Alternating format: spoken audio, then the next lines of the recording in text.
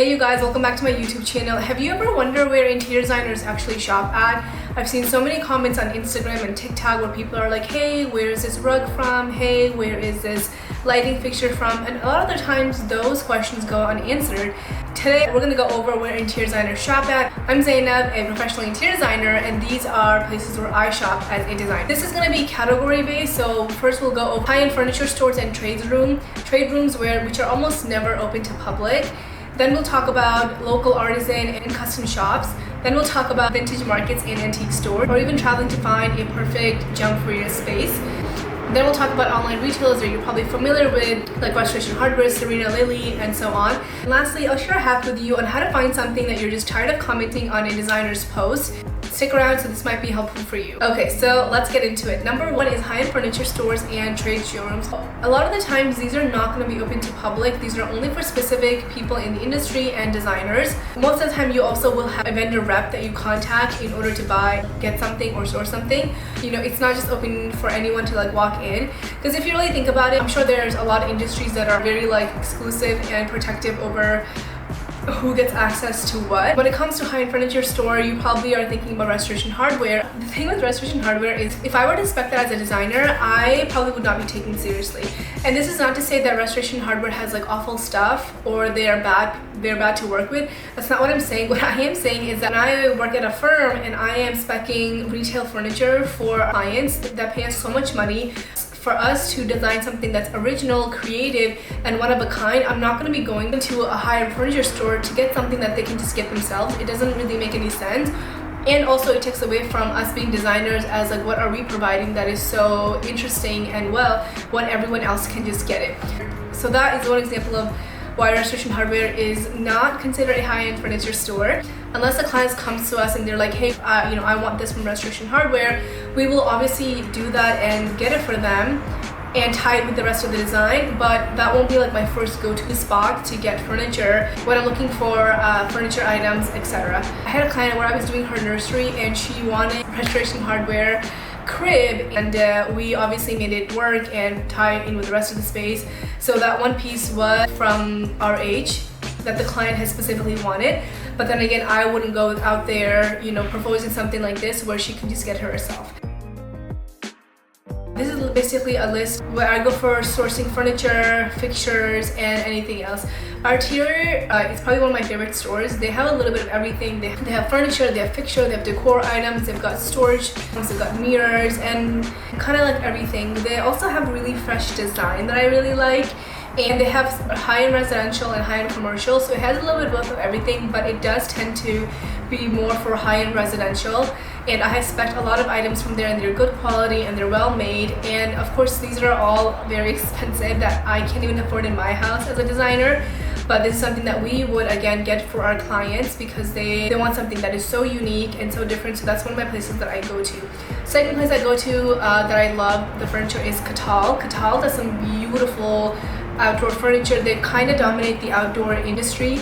They're that one company who actually comes up with creativity, original design concept, and that they're going to be known for a long time. A lot of companies and a lot of people end up like copying their design, and they'll find like dupes for that, but their pieces are so beautiful and they're very original. One of the designers that has collabed with her is Patricia Arcolia. She is by far one of my favorite designers. I actually got a chance to meet her last year, which was so awesome. She gave this amazing talk and she was talking about design, her design philosophy, how she works, and she was so humble and very easy to talk to. I'd already spec'd a couple Catal pieces before I'd met her, but it definitely made me love the brand more, and just having someone who is such a big deal be very approachable and kind is also one of the reasons that I just like love her design too. Please check out Patricia Arcolia. Her work is so phenomenal, and she's one of those people who is, she's already very popular in the design industry, but she's also one of those people that's going to be known for generations and generations in the design world. I also go to Made Goods. They are here in Los Angeles and they do some beautiful craftsmanship, and they're not as large as Catal or Arteriers, but they do some beautiful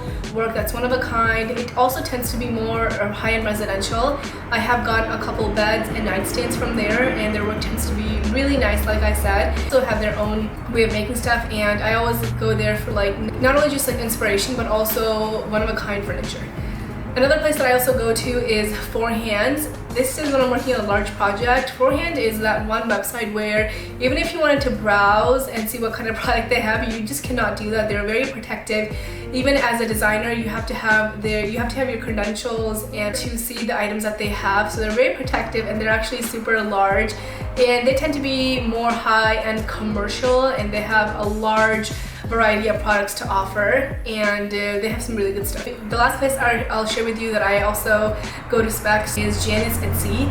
Janice at Sea is also another outdoor company that has been established for a long time, and they are also known for dominating the outdoor world. They have a little bit of everything. They've got beautiful chaises, they've got cabanas, they've got umbrellas, they have outdoor furniture. I mean, they just have everything, and their work is also very beautiful. It's also one of a kind, and they do some really amazing stuff. They have some traditional stuff, they also have some contemporary designs, so you have a little bit of everything where depending on what kind of project you are working on. I recently was at a designer showcase in Pasadena, and I was touring this house, and we were in the veranda, and I saw these beautiful chairs, and I was like, these look a little too familiar. Where are they from? So it turns out it was their Almafi collection, and it was so beautiful, and it really fit the project because this house that I was touring, it's a 120-year-old English two-door estate, and it's got like an old-time, old-world vibe to it, and these chairs fit in so beautifully, like Tea Party, Alice in Wonderland vibes, and it looks so beautiful. And the chairs are also very nice, and they really uphold very nicely. So number 2 is local artisan and custom shops. If I could be honest, if I had the budget, I would customize all of my projects. Not because I just love spending money and I have an expensive taste, which I do. It's actually because customizing items and having control over your design is probably one of the best things that you can do. You really get to give the space what it really needs and be efficient about it. For example, let's say you have a fireplace and you've got 2 openings on each side. You can definitely buy a bookcase that's almost the right dimension, but it's just so much easier to make these built-ins. So there's just like a lot that is to consider when it comes to buying something off the rack, because it's gonna look nice, but it's not gonna look perfect. And we're looking for perfection here. Again, you have to understand that we as designers, we're not just creating something that is going to last for a day or two. It's meant to be for a long time, and also is to give a space its character. So we are really looking for perfection and to make sure that everything is going to not only just uphold, there's quality, there's character, but the space also has a different type of charm. So that's why I always opt out for custom items, because there's more control. I can guarantee my clients a high quality craftsmanship that's going to last them a very long time, as well as choosing something that's going to be one of a kind. So if you are looking at people's Instagram and you're like, oh, where is this from? It could be that this is just custom made and it's one of a kind and it just does not exist. The third place we go for sourcing items is vintage shops and antique stores, or even traveling to find the perfect object that fits with your space. Personally, I have not gone traveling to find a decor object or a furniture piece, but I have gone to vintage markets, and I also have gone to antique shops, which I love doing. I was working on this beautiful apothecary cabinet, which was 156 inches long, and it was about 48 inches tall, so it was a very big piece. And this was a Chinese apothecary cabinet that was from the 1900s, and it was this beautiful large piece which had a lot of history to it.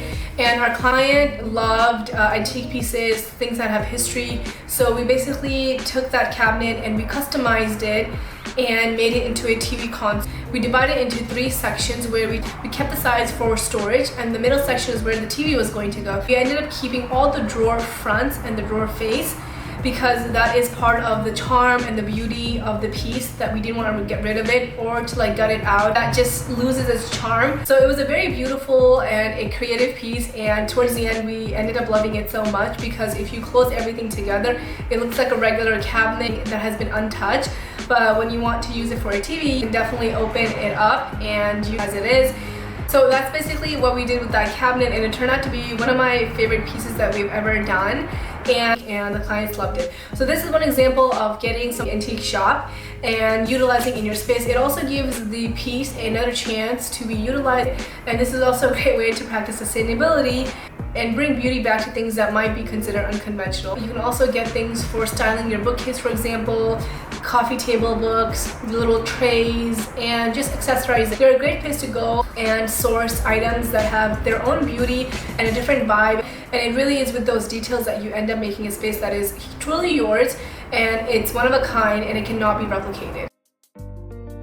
Lastly, the fourth place we go to is online retailers. Like I was saying, that's Restoration Hardware, St. Lily, Lulu, Georgia are all example of any retail items, and I would say that every project that I've finished has had all 4 items, because that's just what you really need to create a space that is unique and it has its own pieces. There is no particular order to what I do first. It really depends on the project, and it really depends on what the budget is as well. So when it comes to going to online retail stores, I'll source them for different things. Maybe it's a trash bin, maybe it's like hinges, maybe it's a medicine cabinet that I need, maybe it's faux plants, or it's bed sheets, like whatever I need, and it tends to be smaller items or a table lamp or things like that. So it really depends on the project, and also budget is like the biggest thing, because all these categories have their own variants attached to them as well, and that's basically what I use. So if you're still here, I have a hack that I wanted to share with you, where if you come across a designer's page or any inspiration image and you're like, where is this from?